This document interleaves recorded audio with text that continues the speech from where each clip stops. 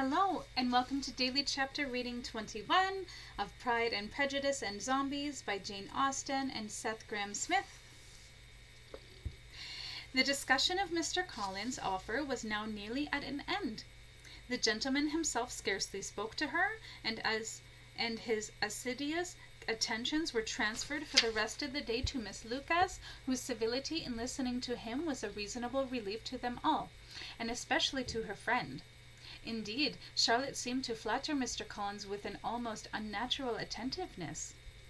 The moral produced no abatement of Mrs. Bennet's ill humour or ill health. Mr. Collins was also in the same state of angry pride. Elizabeth had hoped that his resentment might shorten his visit, but his plan did not appear in the least affected by it. He was always to have gone on Saturday, and to Saturday he meant to stay. After breakfast, the girls retired to the dojo and attended to their midweek musket disassembly and cleaning. With those very weapons on their person, they next set out to Meryton to inquire if Mr. Wickham were returned, and to lament over his absence from the Netherfield ball. They were less than a mile from Longbourn when Kitty, who had elected to take point, abruptly stopped, and signalled for the others to do so as well. She raised her musket, but at what, Elizabeth and the other girls knew not, for the road seemed free of trouble. After standing thus for a moment, a single chipmunk scurried out of the woods on their right. It darted across their path with considerable rapidity before disappearing into the woods on the left. Lydia could not help but laugh at the sight. "My dear Kitty, how shall we ever thank you for sparing our toes a most unfortunate tickling?"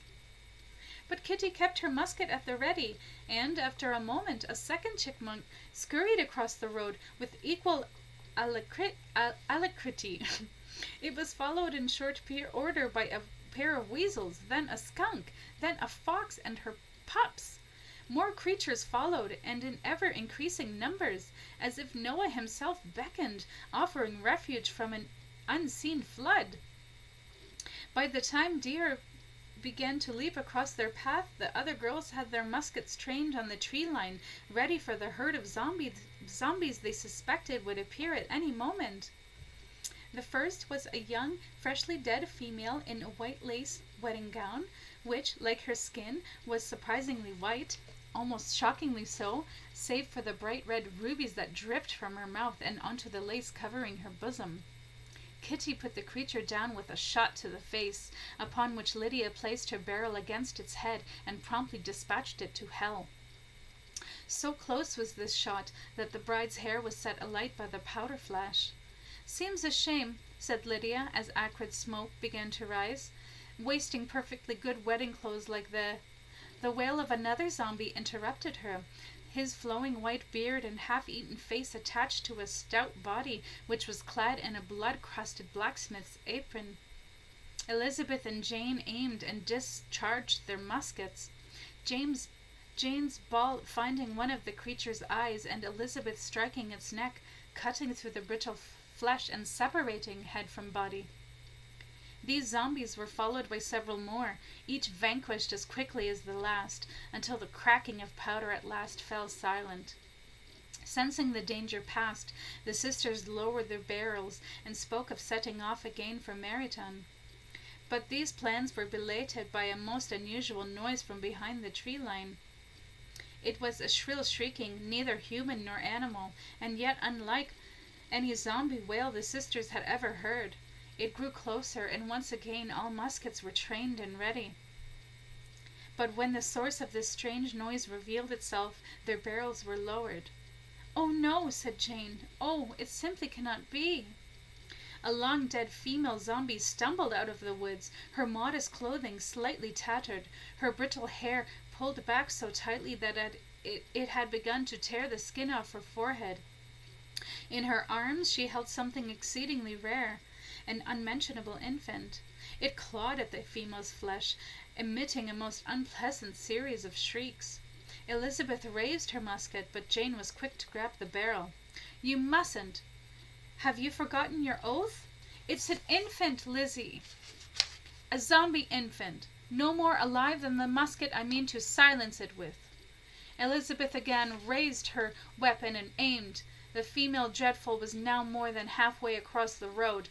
She trained her sights on the elder's head, her finger caressing the trigger.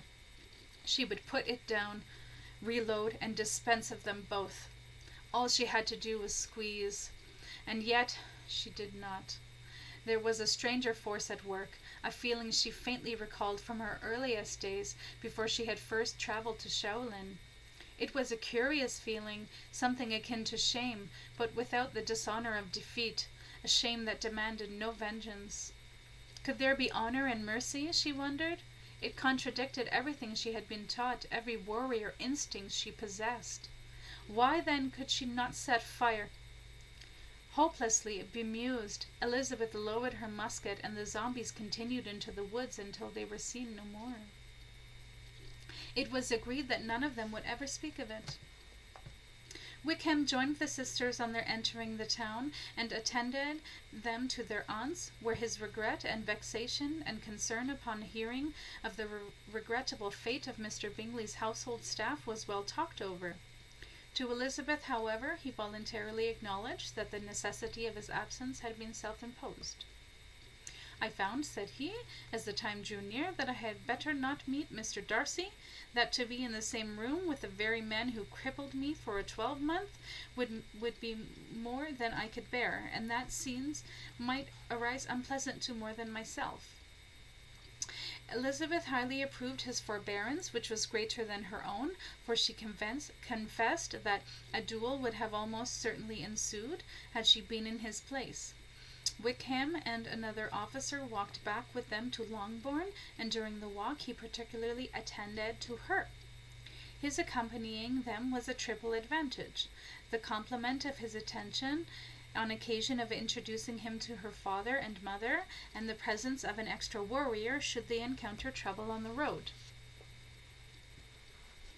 Soon after their return, a letter was delivered to Miss Bennet. It came from Neverfield.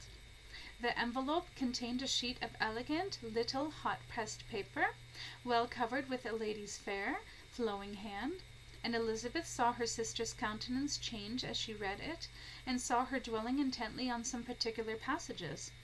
"This is from Caroline Bingley. What it contains has surprised me a good deal. The whole party have left Neverfield by this time, and are on their way to town, and without any intention of coming back again.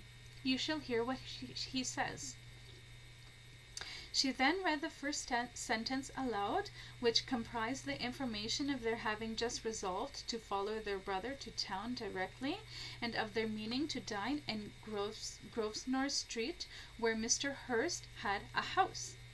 The next was in these words: "I do not pretend to regret anything I shall leave in the perilous zombie-covered country, except your society, my dearest friend, but we will hope, at some future period, to enjoy many returns of that delightful intercourse we have known, and in the meanwhile may lessen the pain of separation by a very frequent and most unreserved correspondence. I depend on you for that." To these high-flown expressions Elizabeth listened with all the insensibility of distrust, and though the suddenness of their removal surprised her, she saw nothing to lament. "It is unlucky," said she, that you should not be able to see your friends before they leave the country.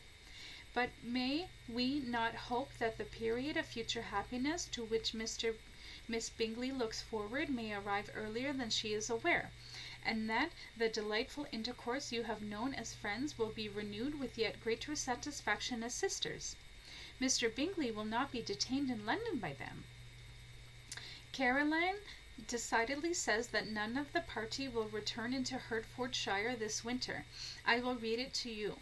When my brother left us yesterday, he imagined that the business which took him to London might be concluded in 3 or 4 days, but we are certain it cannot be so. Many of my acquaintances are already there for the winter. I wish that I could hear that you, my dearest friend, had any intentions of making one of the crowd, but of that I despair. I sincerely hope your Christmas in Hertfordshire may abound in the gaieties which that season generally brings, and be not the least bit similar to the Christmas of 2 years past, which resulted in so many unpleasantries. It is evident by this, added Jane, that he comes back no more than this winter. It is only evident that Miss Bingley does not mean that he should, said Elizabeth. Mr. Bingley is his own master. Perhaps the sight of his bloodied staff was too much for this delicate character. But you do not know all. I will read you the passage which particularly hurts me. Mr. Darcy is impatient to see his sister, and we are scarcely less eager to meet her again. I really do not think Georgina Darcy has her equal for beauty, elegance, and skill in the deadly arts. And the affection she inspires in Louisa and myself is heightened from the hope we dare entertain of her being hereafter our sister. My brother admires her greatly already. He will have frequent opportunity now of seeing her on the most intimate footing.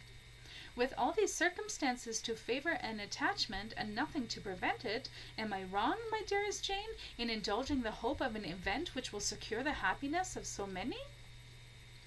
What do you think of this sentence, my dear Lizzie? Said Jane as she finished it. Is it not clear enough?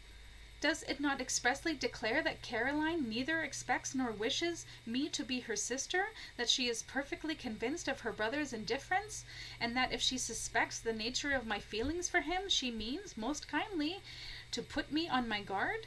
Can there be any other opinion on the subject? Yes, there can, for mine is totally different. Will you hear it?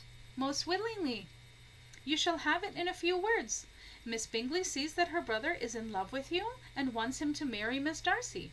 I dare say she means to keep you from his attentions. Your honour demands she be slain. Jane shook her head. You forget yourself, Lizzie. Jane, no one who has ever seen you together can doubt his affection. Miss Bingley, I am sure, cannot. She may not be a warrior, but she has cunning enough. Dearest sister, I implore you, this unhappiness is best remedied by the hasty application of a cutlass to her throat. If we thought alike, replied Jane, my honour would be restored at the expense of losing Mr. Bingley's affections forever. And what, pray, could be the purpose? Caroline is incapable of willingly deceiving anyone, and all that I can hope in this case is that she is deceiving herself. Is it she who has deceived you? You forget yourself, Jane.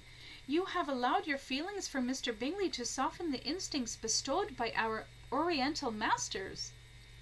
Though they could not agree on a course of action, Jane and Elizabeth agreed that Mrs. Bennet should only hear of the departure of the family. But even this partial communication gave her a great deal of concern.